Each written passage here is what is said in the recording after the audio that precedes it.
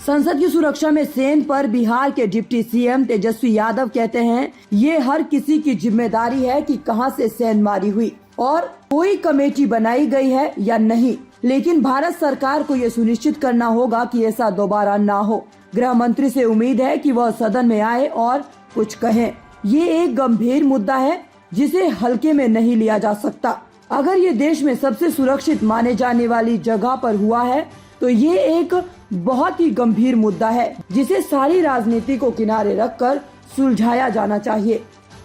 कि भाई रिस्पॉन्सिबिलिटी तो है, सबकी है ही रिस्पॉन्सिबिलिटी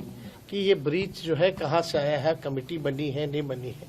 लेकिन आगे ये ना हो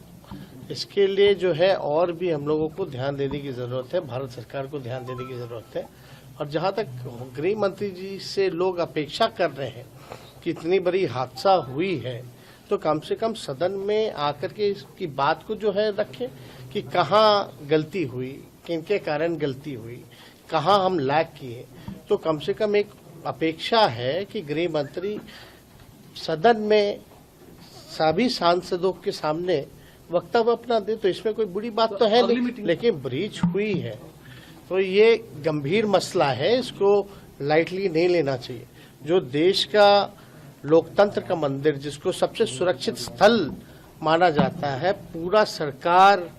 से लेकर के सारे देश भर के जनप्रतिनिधि वहां रहते हैं और सबसे वीआईपी सिक्योरिटी टाइट जहां रहती है, हाई टेक्नोलॉजी से लेकर के सब कुछ होने के बावजूद भी अगर ये हुआ है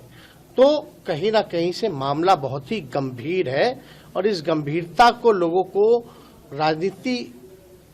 को अलग रख करके इस गंभीर विषय पर जो है लोगों को ध्यान देना चाहिए कि इतने बड़े मुल्क में इतनी टाइट सिक्योरिटी होने के बाद भी वहाँ ये किस हिसाब से ये लापरवाही हुई। 19 तारीख को बैठक